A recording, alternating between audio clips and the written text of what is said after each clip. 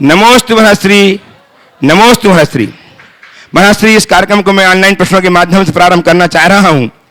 प्रथम प्रश्न मध्य प्रदेश कोतमा के श्रीमान दीपेश जी जैन आपके चरणों में बारंबार नमोस्तु करते हुए जानना चाहते हैं कि गुरुदेव, विज्ञान ने ऊंचाई को छूने के लिए भौतिक पदार्थों का सहारा लेकर अनंत बार प्रयास किया और प्रयास जारी है, लेकिन धर्म ने बिना भौतिकता के साथ तथा शून्यता में ही सभी ऊंचाइयों को छू लिया है। गुरुदेव, प्रश्न मेरा यह है कि क्या विज्ञान उन ऊंचाइयों को छूने में सफल हो पाएगा जो धर्म ने छू लिया है?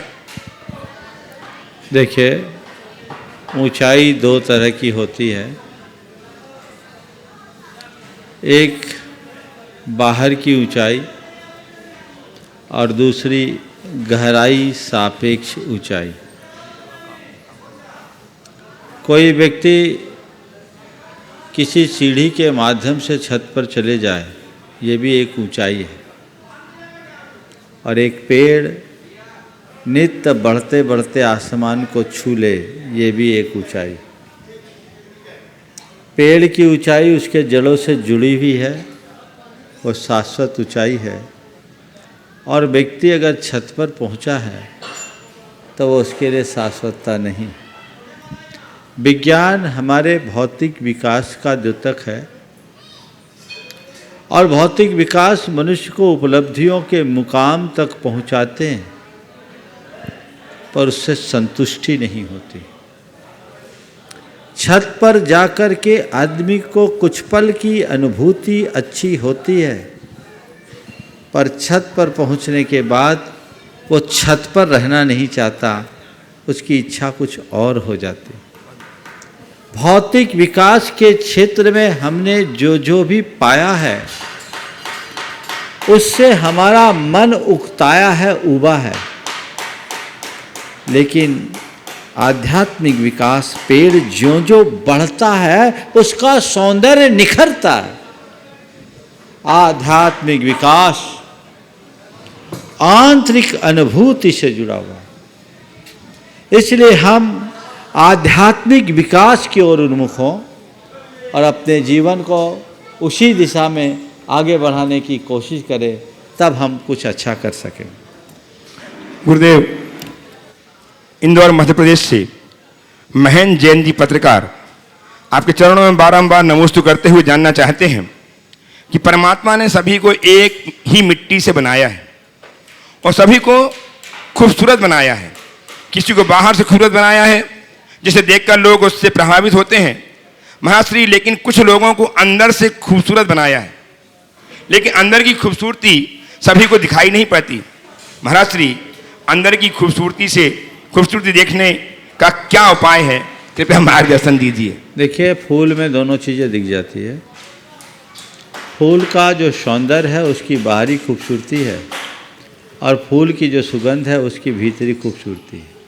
बाहरी खूबसूरती हमें केवल आकर्षित करती है, भीतरी खूबसूरती हमें मुग्ध करती है।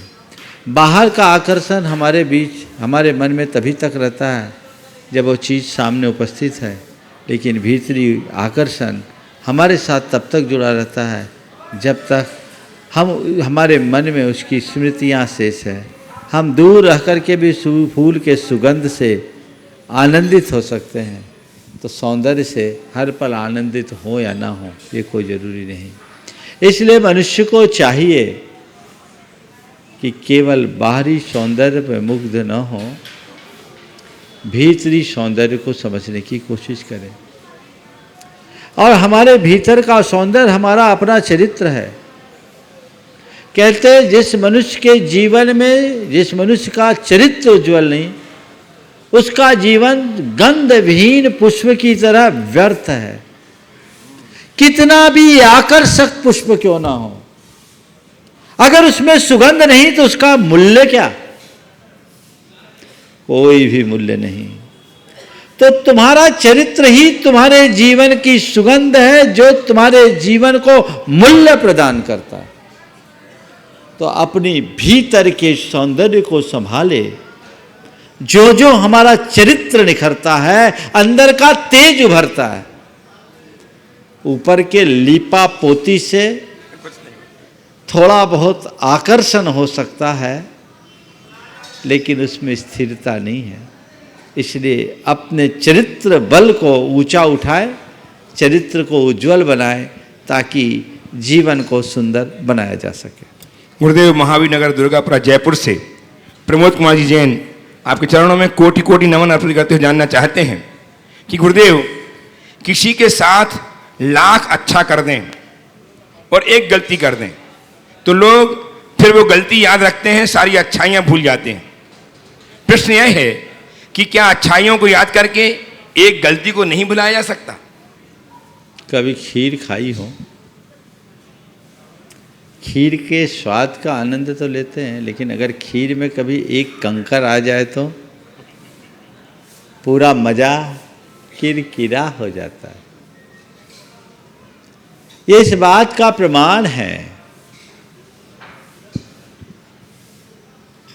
अच्छाइयों का एहसास अल्पकाल के लिए होता है, पर बुराइयां अपनी छाप दीर्घ काल तक छोड़ती है। इसलिए हम अच्छाइयां करें, पर बुराइयों से बचें। खीर में जो स्वाद है, उसकी मिठास है, वो एक तरफ, और उसमें रहने वाला कंकर एक तरफ। हमारी कोशिश हो कि कंकर बचे ही नहीं, ताकि हर पल केवल और केवल उस मिठास का एहसास हो, जो हमारे जीवन को एक सुखद आभास देगा। ये प्रयास होना चाहिए। गुरुदेव, पार्ले पॉइंट सूरत से श्रीमान अशोक कुमारी गांधी आपके चरणों में बारंबार नमोस्तु करते हुए जानना चाहते हैं कि गुरुदेव, जैसे हम गेम खेलते हैं उस वक्त अगर रूल्स नहीं हों तो खेलने में मज़ा नहीं आता है, इसी तरह हमारी ज़िंदगी में भी जीने के लिए कौन सा रूल होना चाहिए? देखिए, मैं तो रोज कहता हूँ, बिना नियम के मज़ा नहीं। जैसे खेल का भी मज़ा तब है जब हम उसके रूल्स को फॉलो करें, तो जीवन का भी मज़ा तब है जब हम जीवन के नियमों से अपने आप को बांधें। आपने सवाल किया है कि जीवन के लिए कौन से रूल्स होने चाहिए। मैं तो एक ही बात जानता हूँ, नदी बहती है, उद्गम स्थान से सागर तक पहुँचती है, लेकिन दोनों ओर तटबंधों में बंधी रहती है। अपने दोनों तटों के बंधन से बंधी भी नदी विशाल सागर का रूप धरती है, और यदि नदी अपने तटबंधों को छोड़ दे तो मरुथल में भटक कर नष्ट भ्रष्ट हो जाती, उसका अस्तित्व ही समाप्त होता है।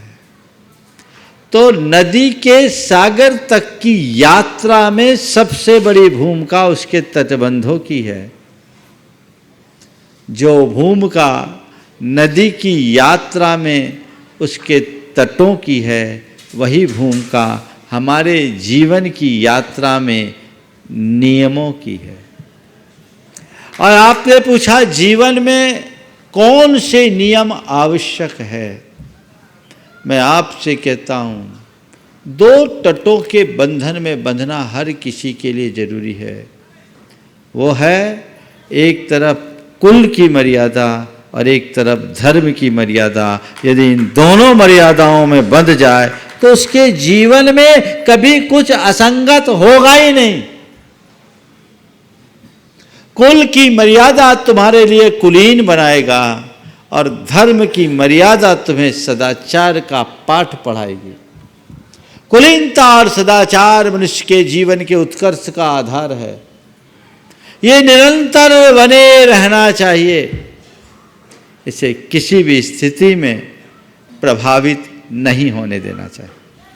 गुरुदेव, मयूरी गिरीश जैन रीठी कटनी से आपके चरणों में नमोस्तु अर्पित करते हुए जानना चाहती हैं कि महाराज श्री, खुद पे घमंड होना सही है या गलत? अगर सही है तो कितना, और गलत है तो क्यों?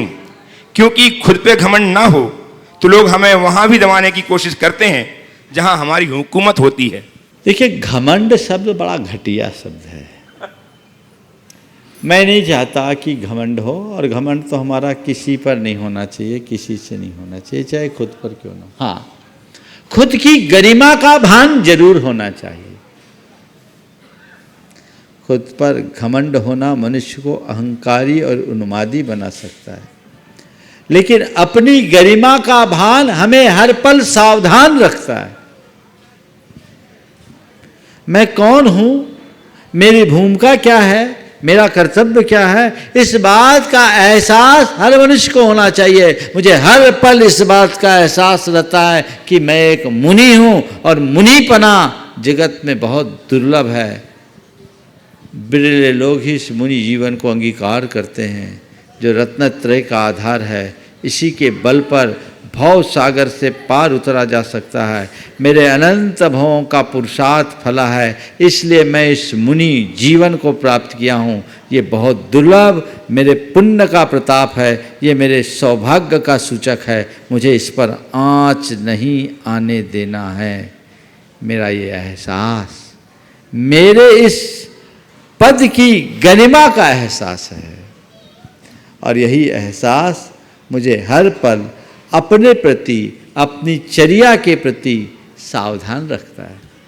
ऐसे हर व्यक्ति को अपनी गरिमा का भान होना चाहिए, और इस तरह का प्रयास करना चाहिए कि उसकी गरिमा कहीं से खंडित हो न सके, गरिमा को आघात नहीं हो।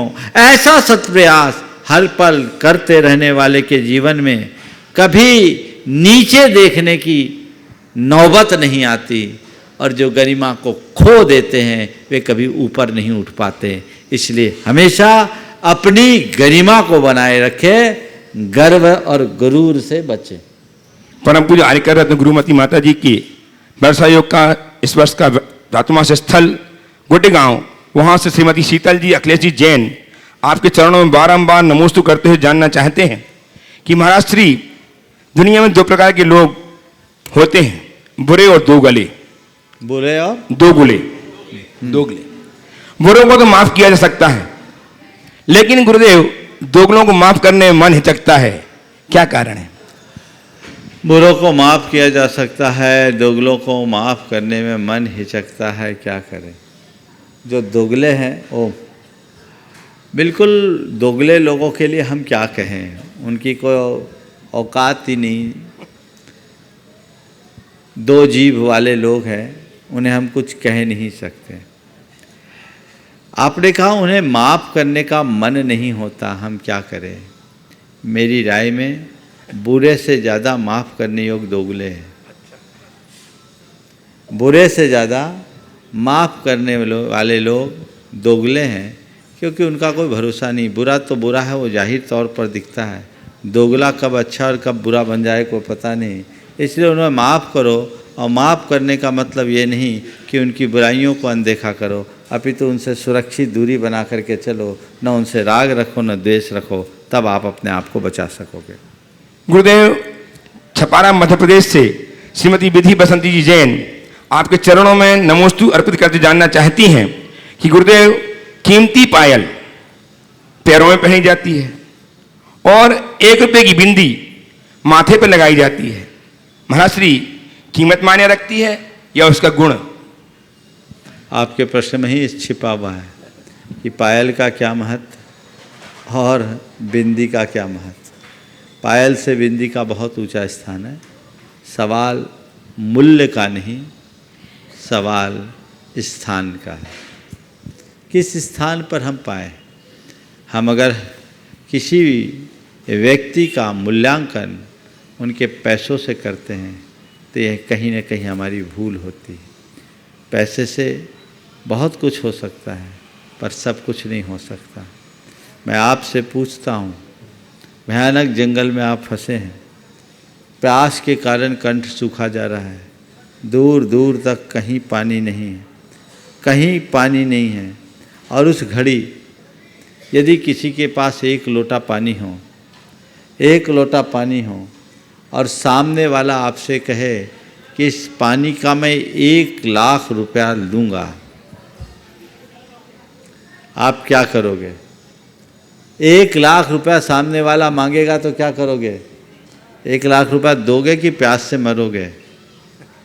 उस समय तो दोगे ना। क्यों? मूल्य पानी का नहीं है, मूल्य स्थिति का है, परिस्थिति का है। इस घड़ी में अगर पानी नहीं तो जीवन ही खत्म। तो अब क्या हुआ? 1,00,000 से भी अधिक मूल्य उस एक लोटे पानी का हो गया ना। पायल चाहे कितनी कीमती हो, बिंदी भले सस्ती हो, लेकिन बिंदी का स्थान ऊंचा है, वो सौभाग्य का द्योतक है, माथे पे लगाए जाने योग्य है, इसलिए माथे पे रहेगी। इसलिए इस बात को समझते हुए एक बात अपने हृदय में बिठाओ कि मुझे कभी किसी को कमतर नहीं आंकना, कभी किसी को कमतर नहीं आंकना। आज हम जिसे कमतर आंक रहे हैं, कल वो हमसे भी ऊंचा हो सकता है। गुरुदेव, मंगरोल बारान राजस्थान से श्रीमान चेतन जैन एक छोटा सा प्रश्न कर रहे हैं। वे जानना चाहते हैं, गुरुदेव, दिया हुआ दान वापस लिया जा सकता है क्या? उसमें क्या दोष लगता है? थूक कर कभी चाटा जा सकता है क्या? बोलो, दान दे दिया वापस ले लिया और थूक के चाट रहा, उसको हम क्या बोले? तो सामान्य बात है। बोला क्यों था? कभी नहीं। दान देकर कभी वापस नहीं लेना और दान देकर कभी मुकरना नहीं। दोनों चीजें बहुत निंदनीय हैं और महान पाप के कारण है। देने से पहले सोचो, देने के बाद बिल्कुल नहीं। अंतिम आनंद प्रश्न महाश्री नवीन जी जैन सिलचर आसाम से आपके चरणों में कोटि कोटि नमोस्तु अर्पित कर जाना चाहते हैं कि गुरुदेव, एक व्यक्ति की पर्सनालिटी को कैसे देखा जाए? लोग कहते हैं कि पर्सनालिटी कपड़ों की होगी तो लोग सिर्फ लाइक करेंगे और विचारों की होगी तो फॉलो करेंगे। गुरुदेव, कैसे देखें एक व्यक्ति की पर्सनालिटी को? बात बिल्कुल सही है। कपड़ों से बाकी व्यक्ति के बाहरी स्टेटस को जाना जा सकता है और व्यक्ति के चरित्र से उसके आंतरिक व्यक्तित्व को। पर्सनालिटी को मापना है, यानी उसके व्यक्तित्व को आंको। व्यक्तित्व सही होना चाहिए। ऊपर से व्यक्ति बहुत टिप टाप हो, पर भीतर से उसकी स्थिति क्या है, ये भी हमें देखना चाहिए। जब मैं पढ़ता था तो मेरा एक साथी था, वो एक वाक्य बहुत दोहराया करता था, ऊपर से फिट फाट, ऊपर से फिट फाट और भीतर से मुकामा घाट। मुकामा घाट इधर का एक कहावत है, मैंने बिल्कुल घटिया इलाका। ऊपर से फिट फाट और भीतर से मुकामा घाट। उससे क्या मतलब? नाम बड़े और दर्शन छोटे नहीं होना चाहिए। विवेकानंद जी जब अमेरिका गए, वो बड़े प्रसिद्ध हो गए। कुछ लोग उनसे मिलने के लिए गए, देखा कि विवेकानंद तो एक भगवाधारी। पूछा, क्या आप ही विवेकानंद हो? बोले हाँ, आप ही विवेकानंद हो। आपने कैसे कपड़े पहन रखे? आपका यही कल्चर है क्या? आपका यही कल्चर है? बोले हाँ। बड़ा अंतर है हमारे और आपके कल्चर में। बड़ा अंतर है हमारे और आपके कल्चर में। आपके देश का कल्चर आपके कपड़ों से बनता है। आपके देश का कल्चर आपके कपड़ों पर टिका है, जिसे एक टेलर तैयार करता है, और हमारे देश का कल्चर हमारे चरित्र से बनता है, जिसे सद्गुरु बनाता है।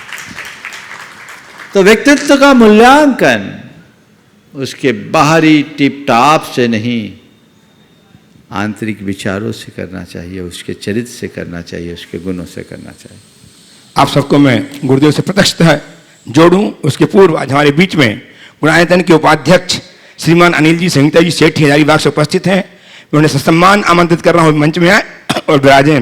उनके द्वारा आज कुछ सम्मान किए जाने हैं। आज उपाध्यक्ष श्रीमान अनिल जी सेठी हजारीबाग, तालियां बजाकर अभिनंदन करें इनका। और आज गुणायतन से जुड़ करके आप परम पूज्य महाराज श्री की परिकल्पना को साकार करने में अपने सदाशय को प्रकट किया है। श्रीमान शीलचंद जी, मिथिलेश जी, राहुल जी, रूपेश जैन परिवार मुंबई ने वे आए और उनका सम्मान करके श्रीमान अनिल जी संगीता जी सेठी हजारीबाग उपाध्यक्ष गुणायतन, उनका सम्मान करके गुणायतन के गौरव को संवर्धित करें। श्रीमान शीलचंद जी, श्री मिथिलेश जी जैन, राहुल जी जैन, रूपेश जैन, सपरिवार मुंबई। और सूत्रधार के रूप में आपकी तालियां बजें। तब तक ये आ रहे हैं, तब तक श्रोता के रूप में श्रीमान सुरेश जी जैन, रश्मि, सिद्धार्थ जी, शेफाली जी, गौतम जी, रुचिल जी, बिहान जी, अरिहान जी जैन वर्जीनिया से अपने आप को संबोधित कर रहे हैं। बहुत बहुत साधुवाद। आपकी तालियां इनके सम्मान निरंतर बजती रहे।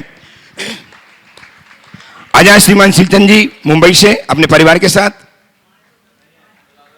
श्रीमान निर्माण साथी के रूप में ऑनलाइन आज गुवाहाटी से संबद्ध हुए हैं श्रीमती सुशीला जी जैन, पंडित जीवनलाल जी शास्त्री, लक्ष्मी जी, हर्ष जी, प्रसून जी, वर्षा जी, प्रतीक जी, प्रेक्षा जी जैन ललितपुर से बहुत बहुत साधुवाद। तालियां बजाकर अभिनंदन करें इनका। आपकी तालियां निरंतर बजती रहे। निर्माण निधि के रूप में ऑनलाइन जिन्होंने अपने आपको संबद्ध किया उनके नाम में उच्चार रहा हूं, आपकी तालियां उनके सम्मान में निरंतर बजती रहे।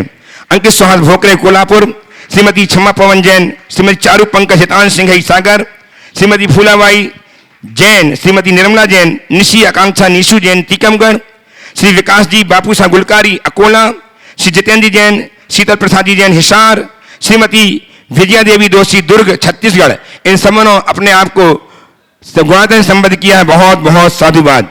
आज हमारे बीच में गुवाहाटी के ट्रस्टी की श्रीमती सरोजी गंगवाल गुवाहाटी कानपुर से उपस्थित हैं। वे आए, गुरुदेव की अभिवंदना करें और उनका सम्मान गुवाहाटी के उपाध्यक्ष श्रीमान अनिल जी सेठी, संगीता जी सेठी करें।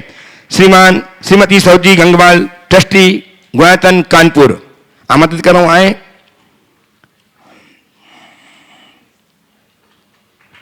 श्री रविंद्र जी अर्चना जी जैन, श्री विवेक जी सोना जी जैन आगरा उत्तर प्रदेश से हमारे बीच में आज गुरुदेव के बंदनार्थ उपस्थित हुए हैं, जो सूत्रधार के रूप में गुवाहाटी से संबद्ध हैं। आए उनका सम्मान करने के लिए श्रीमान अनिल जी, संगीता जी सेठी हजारीबाग, श्रीमान शैलन जी जैन मुख्य प्रशासनिक अध्यक्ष गुवाहाटी। आइए श्री रविंद्र जी अर्चना जी, विवेक जी सोनल जी आगरा उत्तर प्रदेश से हमारे बीच में गुरुदेव के चरणों की वंदना करने के लिए पहुंचे, शुद्धा के रूप में संबद्ध हुए हैं। बहुत बहुत साधुवाद। तालियां आपकी बजाएं इनके सम्मान के लिए।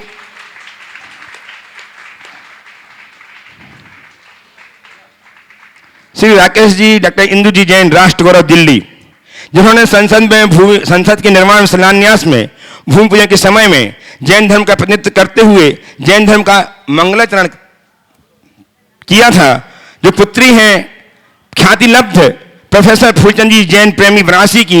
मैं आए, गुरुदेव की अभिवंदना करें, आशीर्वाद प्राप्त करें और उनका सम्मान करने के लिए मैं आमंत्रित कर रहा हूं शैलन जी जैन दुबई, जो गुवाहाटी के मुख्य प्रशासनिक अध्यक्ष हैं, अधिकारी प्रशासनिक अधिकारी हैं श्रीमान शैलन जी जैन दुबई, और श्रीमान सीईओ सुभाष जी जैन, इनका सम्मान करेंगे। तालियां बजाएं। एक ऐसी फूलचंद जी प्रेमी की ऐसी सुपुत्री हैं जिन्होंने जैन धर्म के गौरव को निरंतर गौरव प्रदान किया है।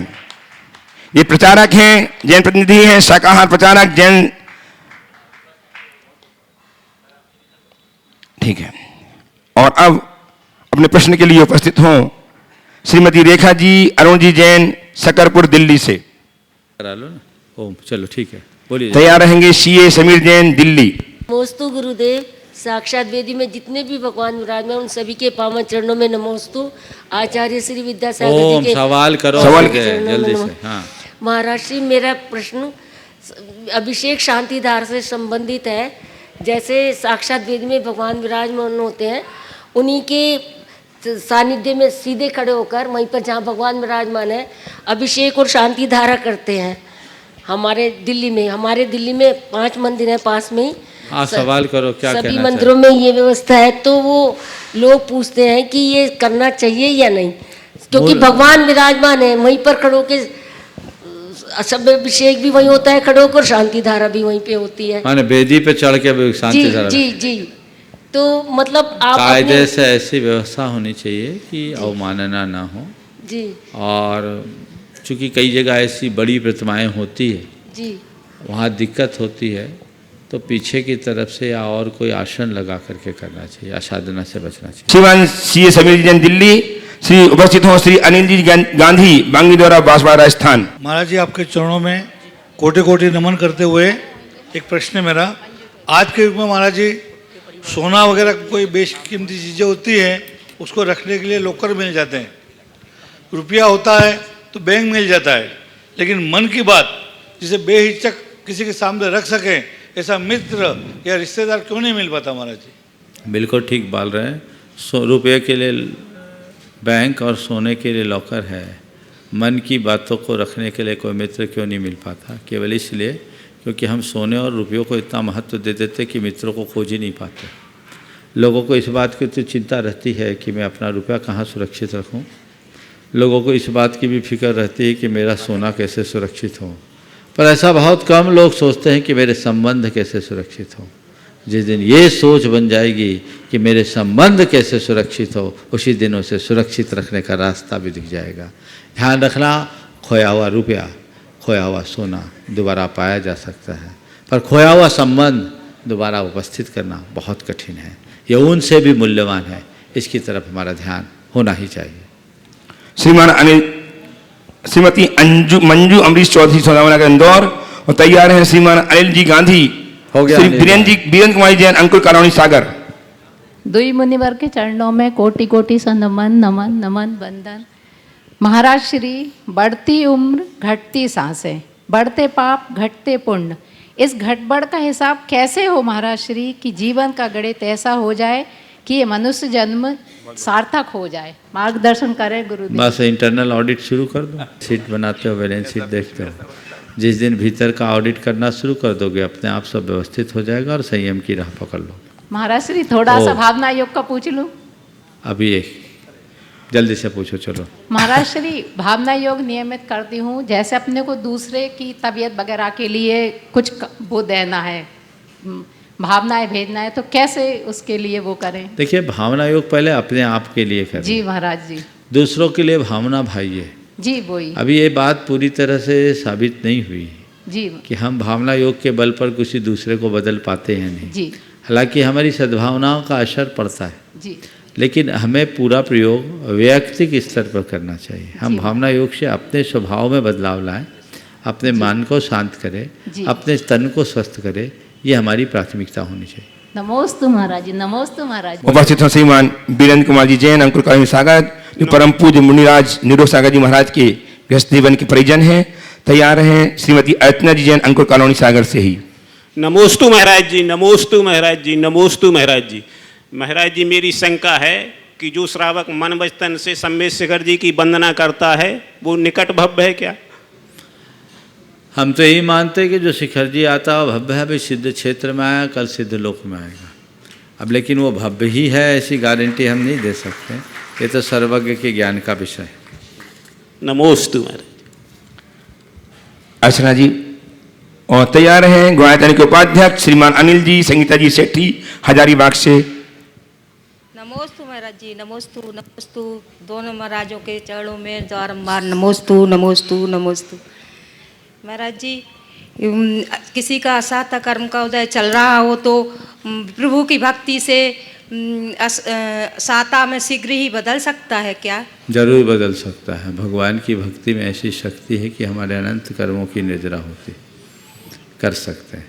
नमोस्तु महाराज जी, नमोस्तु। और मैना सुंदरी इसका स्पष्ट उदाहरण है। जी। श्रीपाल की अशाता को शाता में परिवर्तित मैना सुंदरी ने किया था ना।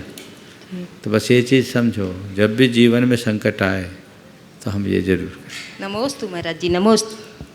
उपस्थित हों सम्मानीय श्रीमान अनिल जी संगीता सेठी, हजारीबाग गुणायतन से, हजारीबाग से गुणायतन के उपाध्यक्ष। और तैयार हैं डॉक्टर राजेश जी गुवाहाटी। नमोस्तु महाराज जी।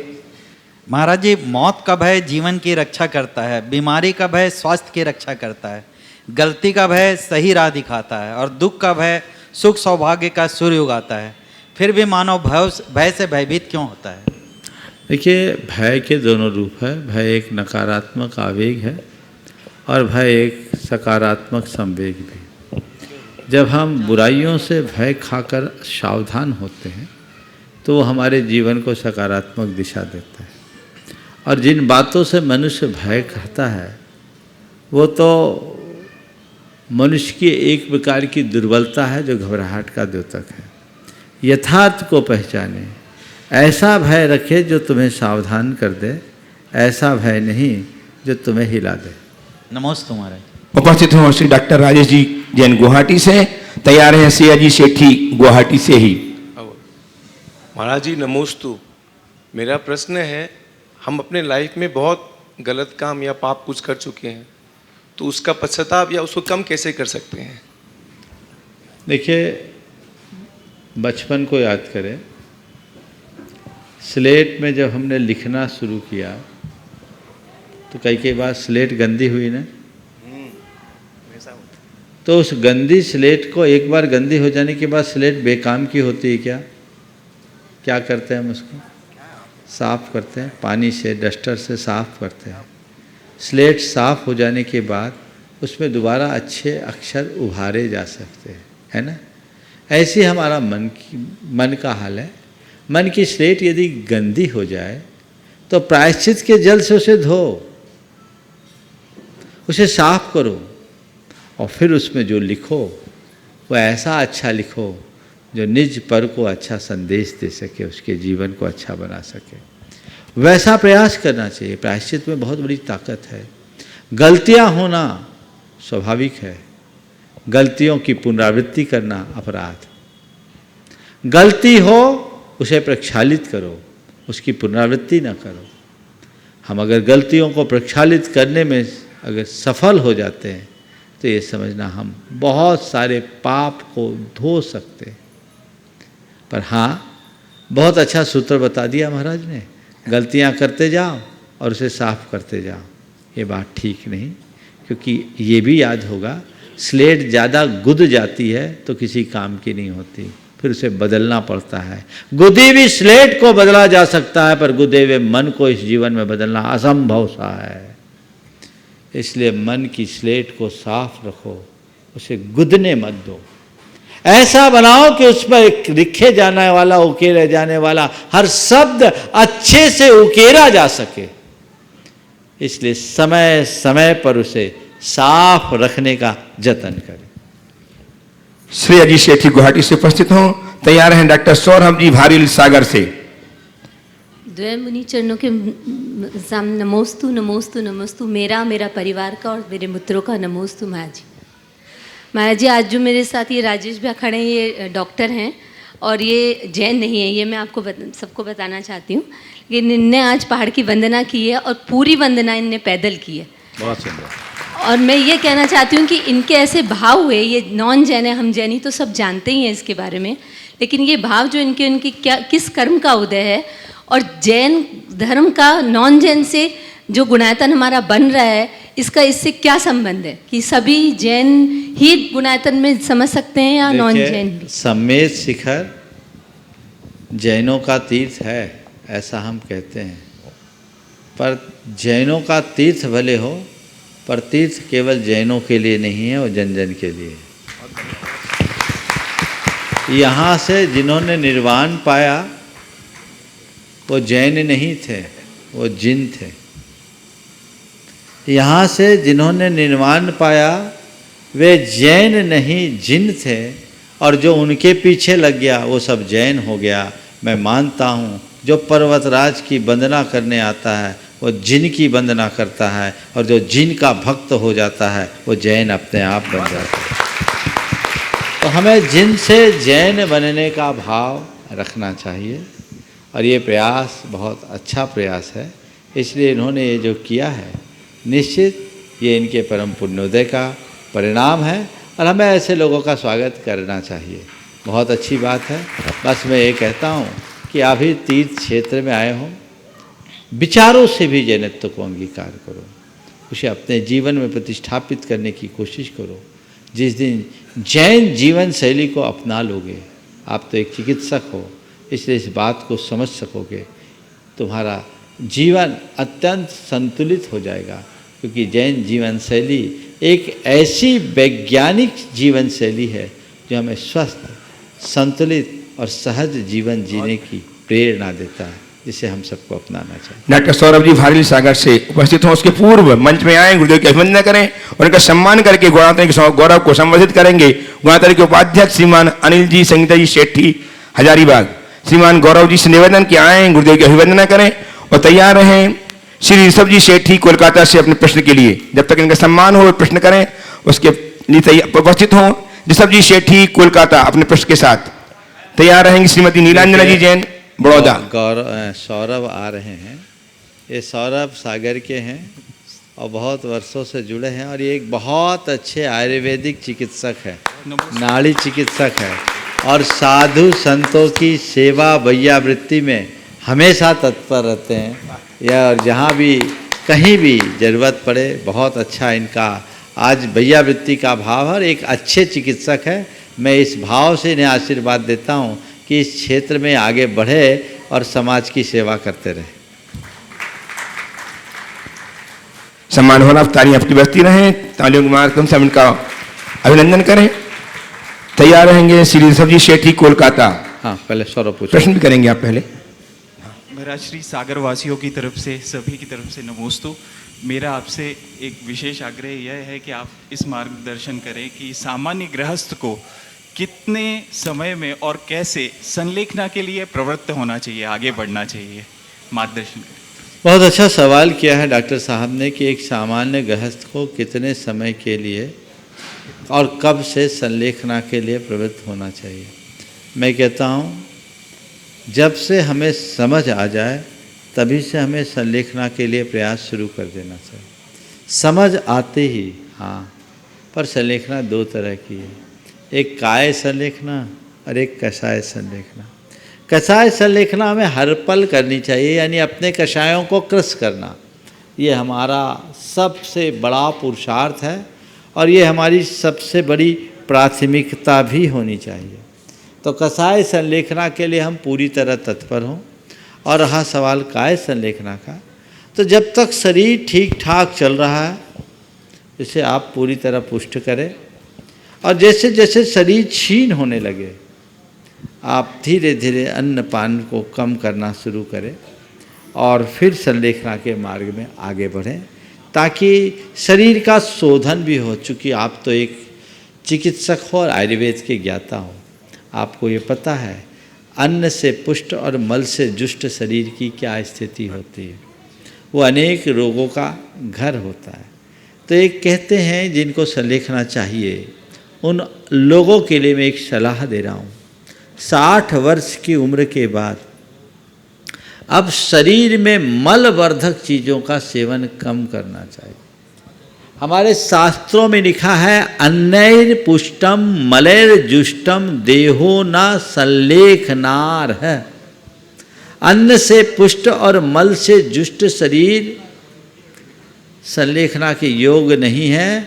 वो शरीर में अनेक प्रकार के विकार उत्पन्न करेगा जो अंत में हमें परेशान कर सकता है। इसलिए संलेखना लेना है तो धीरे धीरे अब गरिष्ठ चीज़ों का त्याग करना चाहिए। तले फले चीज़ों का सेवन नहीं करना चाहिए। मावा आदि गरिष्ठ पदार्थों का सेवन धीरे धीरे कम करना चाहिए। मिष्टान और पकवान की लालसा को नियंत्रित करना चाहिए। ऐसा ही भोजन करना चाहिए जो खाते ही हजम हो जाए। समझ गए? ये एक प्रक्रिया है। फिर बार बार खाने की आदत से बचना चाहिए, धीरे धीरे आगे बढ़ना चाहिए। ये सारी प्रक्रियाएं अगर आप करेंगे तो संलेखना में अनुकूलता बनेगी। उपस्थित हो श्रीमान ऋषभ जी शेट्टी, कोलकाता से। तैयार हैं नीलांजना जी जैन, बड़ौदा, गुजरात से। महाराज श्री, मेरा प्रश्न यह है कि हम अपने नवजात शिशु की परवरिश शुरू से किस प्रकार से करें कि वो धर्म में और कर्म में दिन दिन वृद्धि को प्राप्त हो और अपने धर्म का और कर्म का नाम आगे चल के रोशन। बहुत अच्छी बात की है आपने। पूछा है नवजात शिशु को हम कैसे परवरिश करें। जन्म के पहले से ही बच्चों को संस्कार देना चाहिए। समझ गए? अगर हम जन्म के पूर्व से बच्चों को संस्कार देना शुरू करते हैं तो ये चीज़ें बहुत अच्छी हो सकती है। समझ गए? तो हमें चाहिए कि हम प्रारंभ से ही संस्कार दें। गर्भ संस्कार से बात हुई, और जन्म के बाद माँ बाप अगर अपने जीवन में संस्कार रखेंगे तो बच्चों पर संस्कार होगा। उनके साथ हमें बहुत जिम्मेदारीपूर्ण व्यवहार करना चाहिए। बच्चों के सामने किसी भी प्रकार की अनर्गल प्रवृत्ति नहीं होनी चाहिए। सजगता और सावधानी के साथ जीवन जीना चाहिए, और यदि ऐसा करेंगे तो हमारा जीवन का पथ अपने आप प्रशस्त होगा। और उनके सामने दायित्वहीन कोई आचरण नहीं करना चाहिए। साथ ही उन्हें अध्यात्म की सीख देते रहना चाहिए। आपके जीवन की छाप ही आपके संतान पर पड़ेगी। इसलिए हम उसे जैसा बनाना चाहते हैं स्वयं को उस रूप में प्रस्तुत करें। उपस्थित हो नीलांजा जी जैन बड़ौदा गुजरात से। तैयार रहें सुनील जी रेखा जी की सुपुत्री जो ट्रस्टी गुणायतन है, सुकृति सोहानी जैन जो प्रमाणिक समूह समन्वयक के रूप में निरंतर सेवा प्रदान कर रही हैं दिल्ली से। युगल मुनि राज के चरणों में कोटिशा नमोस्तु। महाराज जी, मेरा सवाल महिलाओं में होने वाली अशुद्धि से रिलेटेड है। महाराज जी, जब पर्व के दिनों में अशुद्धि होती है तब मन में बहुत संक्लेशित परिणाम आते हैं और ये आर्त और रौद्र ध्यान का कारण बनते हैं। तो महाराज जी, उन अशुद्धि के दिनों में हम किस तरह से अपने परिणामों को विशुद्ध कर सकते हैं और धर्म ध्यान कर सकते हैं, ताकि यदि हमारा गतिबंध हो तो वो अच्छा गतिबंध हो? देखिए, बात सही है। जब कोई की धार्मिक क्रियाएं छूटती है, हर खास मौके पर छूटती है तो विकल्प होता है, लेकिन ये विकल्प नहीं होना चाहिए। इस विकल्प को धीरे धीरे शांत करना चाहिए। ये पर्यायगत मर्यादा है। हमारे अंदर भावना होनी चाहिए, व्याकुलता नहीं। ठीक है, कर्म का उदय आया, अंतराय आया, ये तो प्राकृतिक व्यवस्थाएं हैं। हम कृत से नहीं कर पा रहे, काली अनुमोदन से करेंगे। जितना मिलेगा उतना ही हम करेंगे। सबसे बड़ी बात, अपने हृदय में गांठ बांध लो, समता ही सबसे बड़ा धर्म है। अगर ये बात आपने गांठ बांध ली तो फिर कहीं कठिनाई नहीं। तो समता को अपना मूल धर्म मानकर चलिए, कहीं विकल्प नहीं। नमस्ते। उपस्थित हो सुकृति सुहानी जी प्रमाणिक समूह समन्वयक गुड़गांव से। और तैयार हैं श्री आदि जैन तारादेही से। दोनों महाराज श्री के चरणों में त्रिबार नमोस्तु नमोस्तु नमोस्तु। महाराज श्री, स्वाध्याय में रुचि कैसे बढ़ाएं और प्रतिक्रियाओं से प्रभावित कैसे ना हो, और उनको अंदर ले लें पर मतलब वो दिमाग में नहीं घूमे, मतलब उसका जो नेगेटिव कभी कभी इम्पैक्ट होता है वो कैसे उसको हटाएं? बहुत अच्छी बात। स्वाध्याय से रुचि और प्रतिक्रियाओं से अप्रभावित रहने का रास्ता आपने पूछा है। देखिए, स्वाध्याय में रुचि बढ़ाने के लिए कुछ नहीं करना है। सबसे पहले अपने हृदय में श्रद्धा जगानी है कि जिस ग्रंथ को हम पढ़ रहे हैं वो कोई ग्रंथ नहीं, मेरे जीवन के निर्माण के लिए दिया गया भगवान का संदेश है। ये जिनवानी है। क्या है? और जिनवानी किसकी वाणी है? भगवान की वाणी है। तो भगवान की वाणी यानी मेरे लिए भगवान का मैसेज है। अपने किसी प्रिय मित्र के मैसेज को कितने चाव से पढ़ते हो? एक बार नहीं, 4-4 बार पढ़ने की इच्छा होती है, क्योंकि ये मैसेज किसका है? मेरे मित्र का है। जिस दिन तुम्हारे मन में ये श्रद्धा जग जाए कि ये भगवान का मैसेज है, तो तुम्हारा मन अपने आप उधर खिंचा चला जाएगा। पढ़ने की स्वाभाविक रुचि जगेगी। हम लोग ग्रंथ पढ़ते हैं, अरे हमें समझ में नहीं आता ये शास्त्र, ऐसी बातें आती। जिस दिन शास्त्र को जिनवानी मानने लगोगे, सब सीधे उतरने लगेगा। दूसरी बात, प्रतिक्रियाओं से अप्रभावित रहने के लिए क्या करें? देखिए, जब भी हमारे चित्त में प्रतिक्रियाएं हावी हो, पहली बात कि हम उन्हें नज़रअंदाज करने की कला सीखें। दूसरी बात, उनके प्रति सकारात्मक सोचें। तीसरी बात, नित्य अपना प्रतिक्रमण करें कि आज मैंने जो जो प्रतिक्रियाएं दी, मेरा वो दोष मिथ्या हो, ये गलत है, मैं इसकी आलोचना करता हूँ। और साथ ही एक प्रत्याख्यान करें, यानी एक संकल्प लें कि मुझे सहज रहना है, मुझे सहज रहना है, मुझे सहज रहना है, मुझे अप्रभावित रहना है, मुझे अप्रभावित रहना है। मैं प्रतिक्रिया वृत्ति रखता हूँ, और जिस से आज के दिन में मैंने प्रतिक्रियाएं दी और प्रतिक्रियाओं से प्रभावित होकर के अपनी ओर से कुछ कमेंट्स किए, मैं उसकी निंदा करता हूँ। अब इसकी पुनरावृत्ति से बचूंगा, अब इसकी पुनरावृत्ति से बचूंगा, मुझे सहज रहना। ये बात बार बार दोहराएंगे तो आप प्रतिक्रियाओं से सहज बच पाएंगे। उपस्थित हों आदि जैन तारादेही से। तैयार हैं डॉक्टर इंदु जी जैन, राकेश जी जैन दिल्ली से, जिन्होंने लोकसभा भवन के शिलान्यास के अवसर पर मंगलाचरण गीत गा करके जैन समाज को गौरव प्रदान किया था। नमोस्तु महाराज जी, मेरे परिवार की तरफ से नमोस्तु। आज आपके आशीर्वाद से मैं 8 बजे पार्शनाथ टॉक पर पहुंचा महाराज जी, दूसरी वंदना में। सवाल करो। हाँ महाराज जी, मेरा सवाल है, जिंदा जा नहीं सकता और मरा हुआ बता नहीं सकता, तो स्वर्ग नरक कहाँ? जिंदा जा नहीं सकता, मरा बता नहीं सकता, इसलिए स्वर्ग नरक कहाँ? मैं बताऊँ? कोई चीज़ खरीदने जाते हो बाजार में तो पहले क्या देखना पड़ता है? उसका सैंपल देखना पड़ता है। जी महाराज जी। तो सैंपल देख के ऑर्डर करते हैं जी। और आजकल तो सब चीज़ें ऑनलाइन है। जी महाराज। तो ऑनलाइन में क्या करते हो आप लोग? सैंपल देखते हो और सैंपल देख करके समझ लेते हो कि इसकी क्वालिटी क्या है। जी। तो स्वर्ग नरक यहाँ नहीं है, पर स्वर्ग नरक का सैंपल यहाँ है। जी महाराज। समझ गया? स्वर्ग और नरक का सैंपल कैसा है समझो। इस दुनिया में बहुत सारे लोग हैं जिनके जीवन में सब प्रकार की फैसिलिटीज़ हैं, अनुकूलताएं है ना, ठीक है, पर उनकी फैसिलिटी की, उनकी अनुकूलता की, उनके सुख की एक लिमिट है। जी महाराज। इससे आगे भी तो कोई हो सकता है। तो समझ लो इस लिमिट से ऊपर का जो सुख है वो स्वर्ग में है। जी हाँ। और यहाँ जो लोगों को दुख है, कितना भी बड़ा दुख है उसको सह तो रहा है, उससे आगे का भी दुख हो सकता है ना। तो समझ लो ये नरक के दुख का सैंपल है, इससे आगे का दुख नीचे। समझ में आ गया? नमोस्तु महाराज, नमोस्तु। उपस्थित हो डॉक्टर इंदु जी, राकेश जी जैन दिल्ली से। नमोस्तु गुरुवर। मेरा प्रश्न यह है कि जो पहले हमारे कवि हुए हैं उन्होंने बहुत ही सुंदर भजन लिखे। भगवंत भजन क्यों भूला रे, मोक्ष पद मिलता धीरे धीरे, अखियाँ आज पवित्र भई, हम तो कबहू न निज घर आए। ये सभी भजन बिल्कुल अध्यात्म से हमें एकदम सीधे तौर पे जोड़ देते हैं।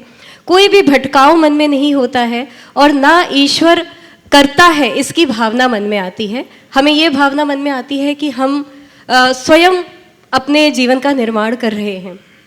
पर आजकल के भजन जो हैं, एक तो फिल्म के धुनों पर आधारित होते हैं और हमेशा उनमें यही भावना भाई जाती है कि ईश्वर करता है, वो बुलाते हैं, हम आते हैं, हम बुलाते हैं, ईश्वर आते हैं, वो करते हैं।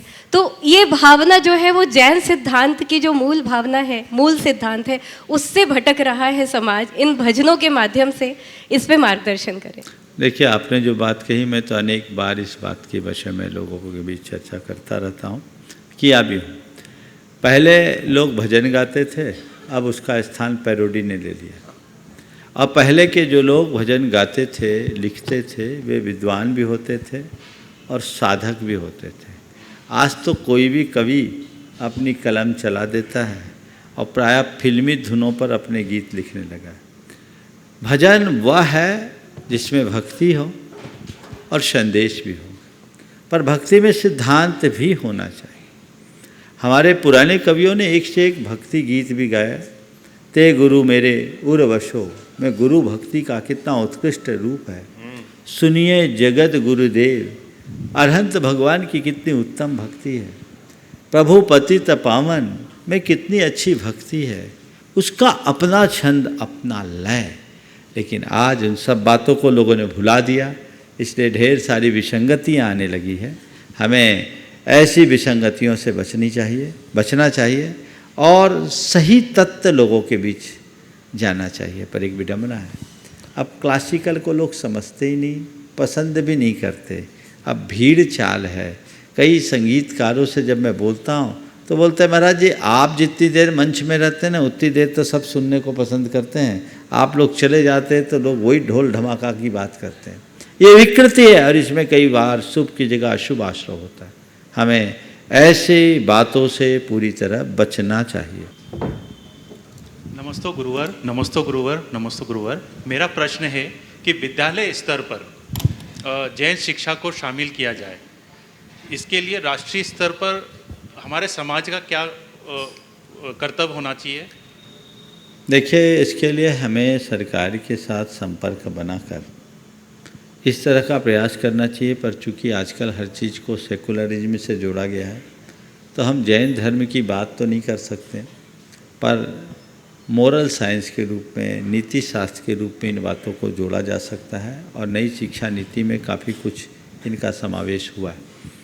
लेकिन मैं ये चाहूँगा कि स्कूल में जो पढ़ाया जाए अपनी जगह है, पर स्कूलों के साथ समानांतर पाठशालाएं होनी चाहिए, जिनका सप्ताह में 2 दिन कम से कम ऐसा हो और उनके लिए हम इस तरह की शिक्षाएं दें जिससे वो जैन धर्म के मूलभूत तत्वों को जान सके। वर्तमान में ऑनलाइन पाठशाला के रूप में प्रामाणिक समूह की प्रामाणिक पाठशाला बहुत अच्छा काम कर रही है। इस तरह के उपक्रमों को और विस्तार देना चाहिए जो हमारे बच्चों में अच्छे संस्कार आरोपित कर सकें। अजय जी। अजय जी। नमोस्तु गुरुवर, मेरी और मेरे संपूर्ण गंगवाल परिवार के सादर नमोस्तु। गुरुवर, अभी डॉक्टर साहब ने एक प्रश्न पूछा था, उसमें मेरे प्रश्न का कुछ हिस्सा आ गया, लेकिन फिर भी मैं उस प्रश्न को पूछ रहा हूँ कि कई आपात परिस्थितियों में नियम टूट जाते हैं, व्यक्ति के हाथ में नहीं रहता है, लेकिन नियम टूट जाते हैं और कुछ समय के लिए उन परिस्थितियों में रहना पड़ता है। तो गुरुदेव, जो प्रायश्चित लिया जाता है, उस प्रायश्चित का जीवन में एक तो क्या महत्व और उसका मन मस्तिष्क पर क्या प्रभाव पड़ता है, और ये क्यों, कैसे और कब लिया जाता है? नियम टूटना कर्म का उदय हो सकता है, नियम तोड़ना हमारा प्रमाद। हमें तोड़ना नहीं है, टूट जाए तो उससे फिर से जुड़ने की कोशिश करना चाहिए। प्रायश्चित के बल पर हम अपने बहुत सारे पापों को शुद्ध कर सकते हैं, बशर्ते हमें अपनी गलतियों का अंदर से एहसास हो। जब तक प्रायश्चित न हो, हमारा अपराध हमारे लिए हमारे सिर का बोझ बन जाए, और जब हम उसका प्रायश्चित ले ले तब मन हल्का हो, ये अनुभूति होगी तो पाप निश्चित झड़ेंगे। समय हो गया, यहीं पर विराम। बोलिए परम पूज्य आचार्य गुरुवर श्री विद्यासागर जी महाराज की जय जय जय। परम